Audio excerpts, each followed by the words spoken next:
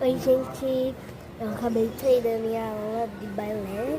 Tô aqui com o body, saia e meia calça.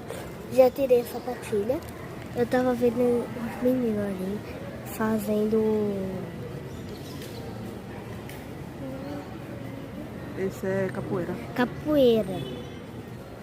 Eu tô aqui com a minha vozinha. Não tá mais no meu horário, eu sou de 8 às 9. E agora tá no horário da minha prima, de 9 às 10. Aí eu tô esperando ela, gente, pra comer um salgadinho.